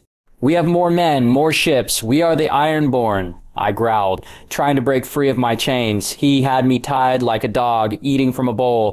And I don't care. Soon, all of you will be dead, and I will laugh about, I might even fuck my future wife this day every year. He smiled. He was so confident. Why was he so confident? We outnumbered him by a lot. Say what you like, asshole. You can't win. I spat at his feet, not being able to aim higher. I see you're one of those that need to see to believe, alright? I can respect that. I was like that, and then I died. He chuckled as he took my chain off the wall and pushed me outside his office. Outside in the ship, I could see the water moving furiously. The drowned god was angry at him. All I see is our victory. A smile formed in my face, but his faint and devoid of emotion smile made me shiver in fear. Fear of the unknown. Why was I feeling so much fear? Look closer, he ordered, and what I saw surprised me. Krakens, many of them, but how? They obey me. How else do you think I made the Bear Islands unraidable? He smiled. That his crew knew about this, and if they did, how could they be so calm? Fear of the unknown, what a delectable delicacy. They don't know, nobody but me knows. Every animal is mine to do as I please, and soon these boys will crush the Greyjoys. Don't you guys have Kraken as your sigil? Quite poetic, he laughed. We were doomed. There is no way we can win in the sea against him. He was vastly superior. One Kraken alone was a problem, but a dozen, this was our end. I won't kill you. I want you and your brother to remember forever that you lost everything because you refused to change. Unfortunately for your people, change is unstoppable. He smiled, patting on the head. This is what he meant. He would take everything from us, using the Iron Way. Tyrion Lannister, POV. My welcome on Bear Island was less than warm. People were tense. The Lord wasn't here. May I speak with someone in charge, please? I have better things to do than to wait in line to enter, I complained. They kept me on a line to enter the court. I was the son of a lord. Wait, or leave dwarf, a guard grumbled. Tyrion Lannister, my apologies. Old and scary woman said, the she-bear. We didn't expect your visit. Yes, that usually happens, I smiled as she let me enter. Inside she served a cup of wine and went straight to the point. What do you want? Meg asked with her gaze on me. Many things, but today I'm here to talk to the Lord, that he seems to be missing, I sighed. Just my luck. Father wants me to do something and I get obstacles. He is on his way to the Iron Islands to kill the Ironborn, Negu said with a gruff. The kid wanted a victory. Too bad he was going to die. His army is small compared to them. It seems Father will have to marry Morcella to another. Let's hope for the best. I smiled. I may not know the child, but he was still a child, and I didn't want him to die, no matter how impossible it was for him to win.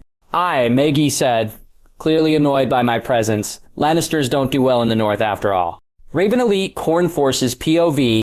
We are the elite Corn Force. We are Legion. We do not forgive. We do not forget. We are loyal. See, caw. Ravens and not ravens were ready to die for their Lord and Cornbringer, all 1,000 ravens, and those that are not ravens, we are one in this battle. Asha Greyjoy would die. While it was true, I told her she would survive. All I wanted was to give her a taste of her own medicine, like her people. I would take all from her. My lord, we are getting close to the Iron Islands. One man entered my chambers inside the ship. Good, soon everything would be over. They are to blame, forcing me to play the game. I never wanted to play the game, but if I have to play it, I will play it like a pro. Asha was practically mute after I showed her one of my abilities, and I can hardly blame her. This was what I intended to show her, the meaning of true fear before taking everything. One would think you would be more happy after all. I am taking what is yours with the iron price. Isn't that what your culture teaches? I laughed, but even that didn't bring a reaction from her. She just stared at the floor. It seems all her snark and potty mouth died with her spirit. I stood outside my chamber, and I could already see the ships of the Ironborn, the massive navy. But unfortunately for them, I had ordered my army of Krakens to stop anyone from leaving, making the strongest navy force in Westeros. Nothing but a fancy decoration. But they still had a big army, over 20,000 men. That was if they had the time to call all their banners, and they didn't. The Greyjoys would fight me mostly alone, and then I would force the other houses in the Iron Islands to submission or oblivion.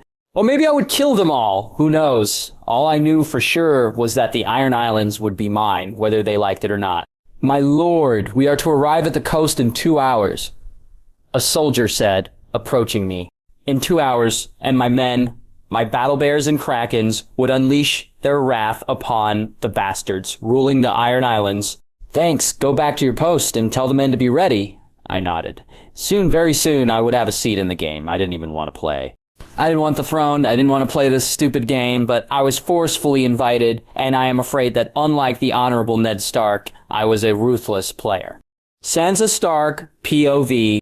He left me again to fight once again. Why did he have to leave me? I am to be his wife. Shouldn't he be with me? I'm afraid he would die, Mother was right. Men are stupid when angry. Please keep him safe. I prayed to the gods to help him. Why was I so worried? Was this love? He was undoubtedly charming and caring, playful and funny. He wasn't the prince I had always imagined, but he was everything a woman would dream of. I wanted him to be by my side. Perhaps this was love. All I know is that I wanted him here, be it love or not. Ned Stark POV. I couldn't stop him. He had already sailed to the Iron Islands. We need to go to Bear Island, I informed my men. Ned, love, we have to bring Sansa with us. She is no longer safe there. Cat, my wife, said with a worried tone. She is to be his wife, Cat. I refuse to think the young lord would die, but that's what we were expecting. She can't marry a dead man, Cat was scared. They would kidnap Sansa and hurt her. She can't. I nodded in agreement. The young lord might have had the reason for his attack, but he didn't think things through. Tywin Lannister POV, I've been informed by Tyrion that Lord Mormont started a war against the Iron Island. My foolish son thought the Lord had signed his death sentence. I knew better than to think he would die, a man capable of destroying any spy within his domain and improving his economy at such a fast pace was no idiot. He knew the risks, but he had a plan to overcome this situation, whatever that was. Maybe I was overestimating his skill, but I usually don't. This kid was more than the eye could see. It seems we might have a new High Lord in the Iron Islands. Soon, the game would change. This kid was a dangerous player that I had to take for the benefit of House Lannister, or find a way to kill him. Back to Ronard. My ships were about to arrive. The Ironborn were already waiting for us at the coast. I smiled, fools. I knew they would do that, so I ordered my Krakens to basically produce waves. Powerful waves to knock the men down, killing many of them. My Krakens would break their lines, and I would break what was left. They would continue the assault of waves, drowning and killing the men by knocking them against the rocks and walls. Well, time to relax, I said with a cup of wine as my Krakens did all the dirty work. What is with these waves? A man asked in disbelief. I can't tell, I chuckled. Ignorance was a blessing sometimes, a blessing that I wanted to keep my men under. Chaos would break if they found out I controlled the animal kingdom. I would probably be hunted for witchcraft. And the Kraken started doing their job marvelously, breaking their ranks with massive waves of water, killing some of them by crushing them against rocks or other surfaces. If this continued, by the moment I reached the coast, their formation would have been broken, completely shattered, and I would be there to cut through their ranks with ease. Bit by bit, we're getting closer and closer. After a couple of minutes, we finally were on range to leave the ship, so I rallied my men as I led the attack, shouting the name of my island, the name of my house, wielding Longclaw in my right hand and a shield in the left, as I dashed into the broken enemy lines, with my army following close behind. Bears, crows, humans, and Krakens all together in one mission, to kill and destroy the Ironborn. Archers normally would be a problem, but I had the most loyal soldiers on the case. My ravens. I had previously ordered my ravens to attack and eliminate as many archers as they could, and obediently that they did, my 1,000 ravens were killing the archers one by one. One raven might be easy to fend off, but 1,000 can kill a man, many men with relative ease. With my men taking over the coast, I dashed to the enemy lines, cutting and hacking at them left and right as the bodies fell into the ground, dead, leaving behind me a trail of destruction. My Krakens had stopped their wave assault on the coast, or at least on the part of them where my army was fighting, but they still had another mission. They were in charge of keeping anyone from escaping the island. Their job was to ensure no one would leave until I said so. They were trapped in this wretched island until my blade ended their lives bathing in their blood. The Ironborn were slowly but surely retreating, which brought a smile on face as I continued cutting through them like pigs in a slaughterhouse, using my shield as a blunt weapon to bash their heads against any hard surface. Unlike Captain America, I couldn't throw the shield and expect it to bounce back. That shit only works with vibranium, but I could still use a simple steel shield as a weapon. Bastard! An Ironborn growled behind me, trying to pierce me with a spear. In a swift and precise motion, I broke the sharp end of his weapon, and with my shield, I hit said sharp end that was still spinning in the air against his throat, effectively killing him with his own weapon. Each swing of my sword meant that another dead man was piling behind me. There was nothing else in the world for me right now but the battlefield, my shield and sword. I had lost count of how many men I had killed so far, but it must have been a lot, considering the Ironborn were starting to run away from me in fear. But I didn't understand why. Why would they fear me? There was no point in being afraid of the inevitable. Not that it helped their cause. I was faster, and I would kill them, whether they wanted to fight or not. I didn't care. Those serving the Greyjoys would die and serve as an example to not mess with the bears.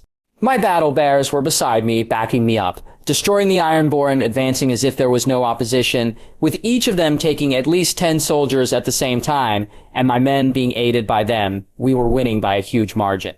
I smiled as I continued with my slaughter, killing everything in my way, regardless of its gender. All it mattered was they served the wrong house. Was this cruel? Perhaps? But I wouldn't stop until the old Kraken was at my feet, and my sword at his neck.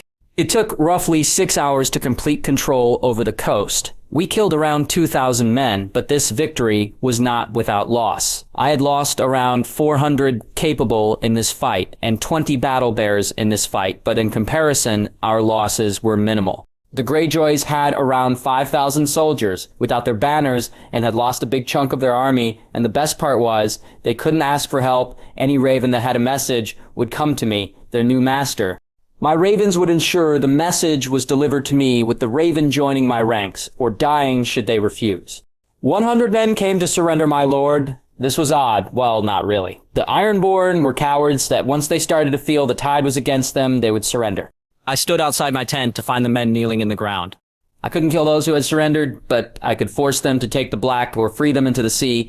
What do you want? I inquired in a cold and rough tone, denoting I would have no mercy. We surrender, the leader of the group said, somewhat shaking. Killing them was easy, but it would set a bad precedent of me in the north.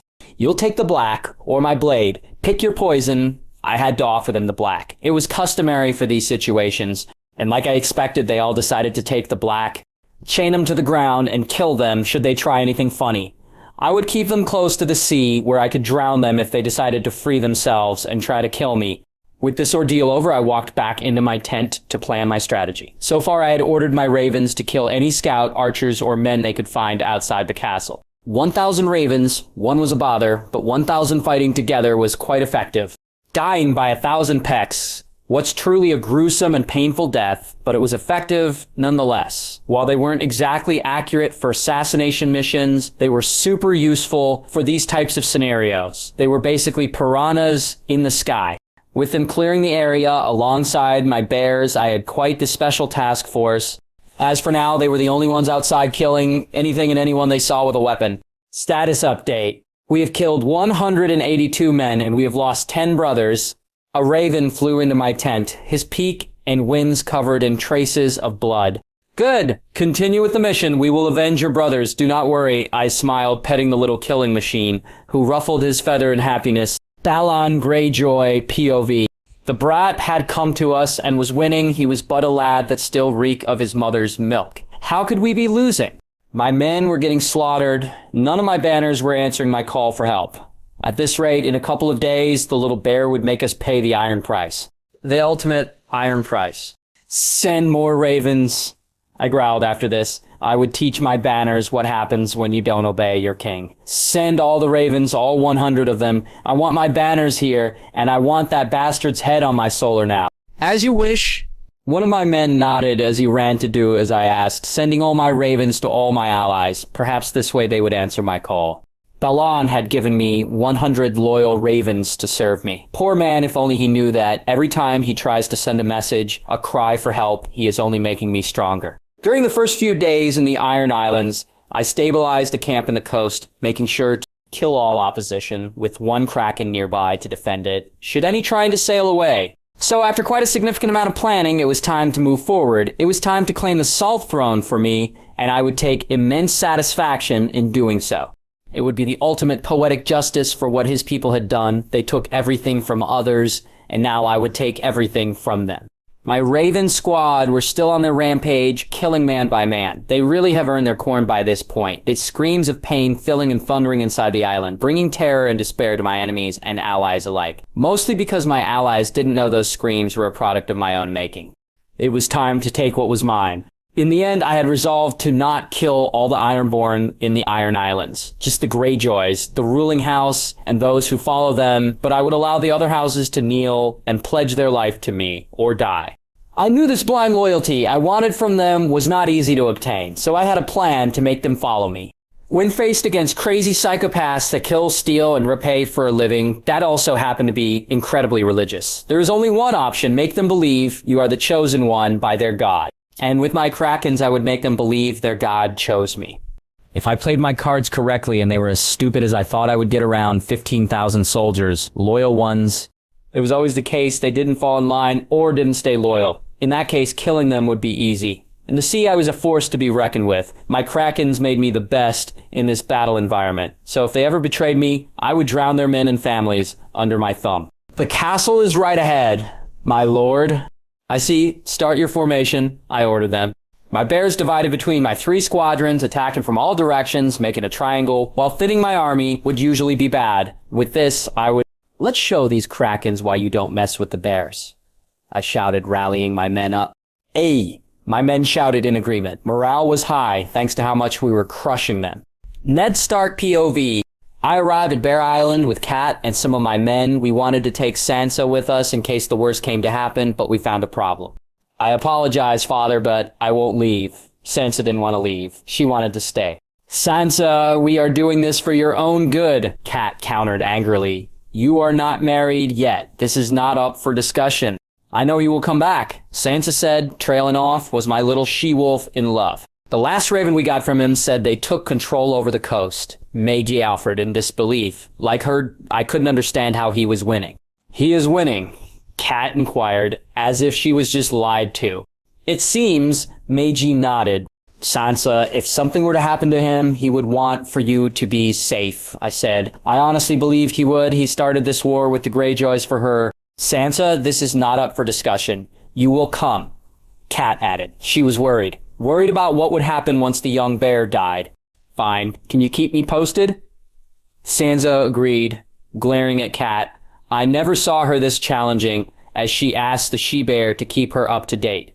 We could have forced her to come with us. She was still my daughter, my responsibility, but I didn't want her to resent me should he die. I didn't expect she would fall for him so soon. While it makes me happy, this situation makes it hard, especially since Cat was to break the engagement, whether he survives or not. She doesn't consider him a good match anymore. Back to Ronard POV. A week later, Pike was the stronghold and seat of House Greyjoy, which happened to be located on an island of the same name. Quite creative if you ask me. It took quite a while to reach within their walls and enter the castle. After all, the castle is an ancient stronghold with outstanding defenses. But anything can be broken with enough force. So far, I had taken control of one of the towers that make the castle, but the coward delayed his imminent defeat by cutting my path to the other tower. And for this, he would die slowly and painfully. The towers were connected by swaying rope bridges, and the old bastard cut them, making it nearly impossible to cross. So I had to improvise. I put some of my men to make wood bridges with the wood we had collected in the first tower to cross the breach, while my raven swarm killed any men stepping out to shoot arrows at us. Message. Lady Stark wants to break the engagement. Lord Stark does not. One of my ravens in Winterfell came, so it seems they took Sansa. Taking a deep breath, I took a piece of paper and wrote, Lord and Lady Stark, I must apologize if I had by any means make your life and those around me go in danger. It has come to my attention that Sansa is no longer in Bear Island. While I understand why you took her, I must ask you to not break my betrothal with her. I know what I did may seem a bit reckless, but it was a long time coming, and I will come back victorious. So rest assured, I will win, and I will honor my word to protect and care Sansa and be a good husband, like I know you will honor yours by uniting our families. Lord Mormont. Well, with that and appealing to his idiotic honor side, he would keep his word and would put a stop to his wife. Seriously, that woman is despicable. Sir, we have one of the bridges ready. One of my men entered the room. Be sure to check it. It needs to be able to withstand many bears and men. If I fall, I will climb back just to kill you. I joked, but the poor guy took it to heart and ran away to test the bridge. Oh yeah, as a lord, everything I said is in a literal sense. I chuckled. If my calculations were corrected, the old Kraken had around 500 men inside the other tower. I still had above 60% of my army, including my bears and ravens. The bridge is solid, the bears are walking back and forth. The same man said again.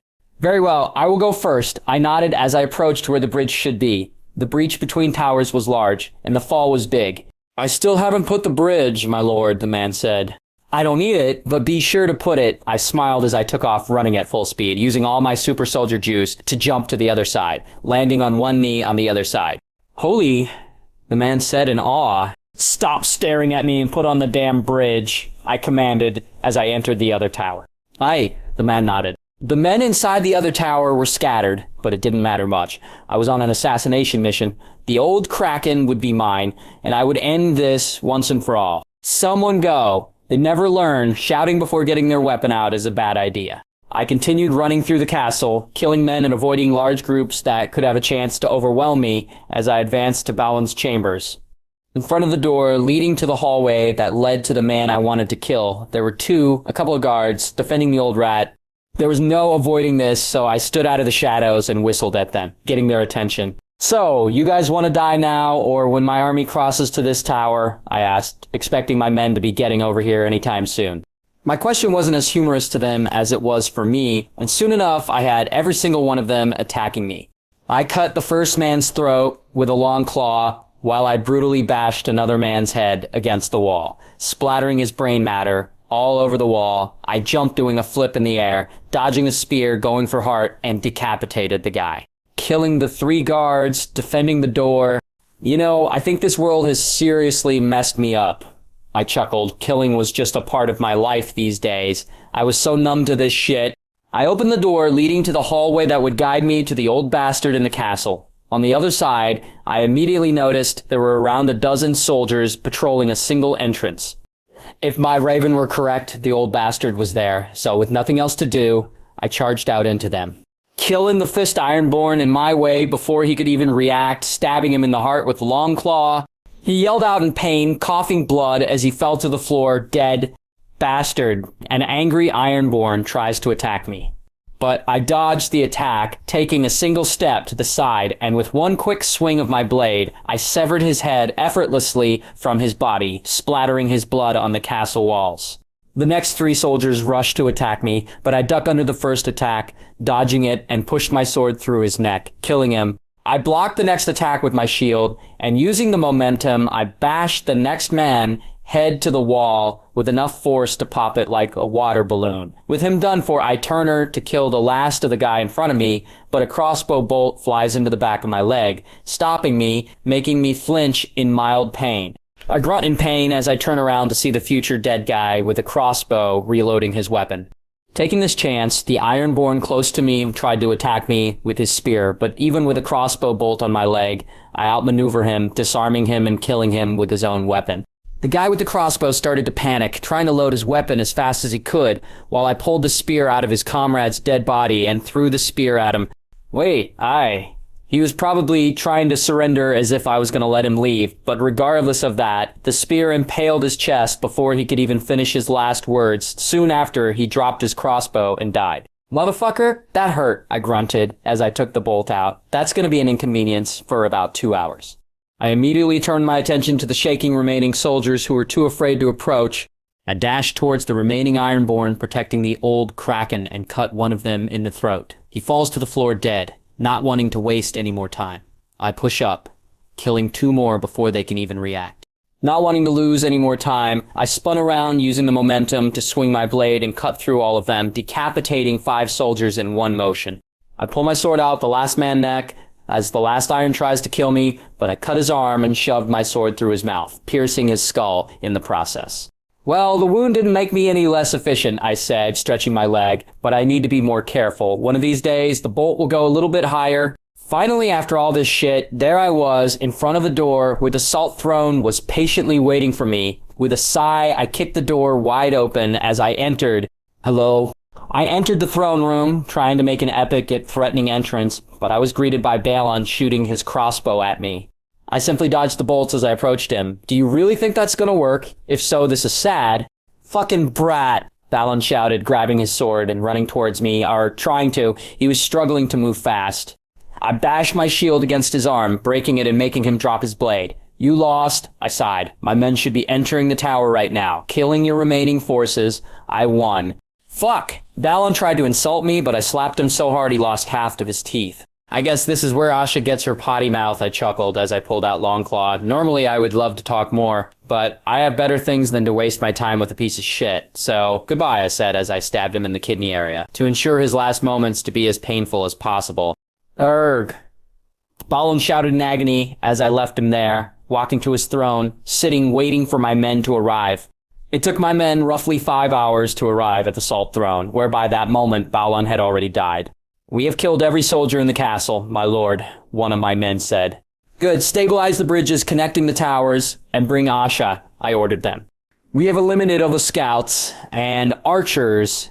What else do you need? Oh, great Cornbringer. A raven flew into my lap, eyeing curiously. One last mission. I want every you guys to deliver some messages to every house in the Iron Islands. It's time to take control of this shitty place. I smiled, petting the raven.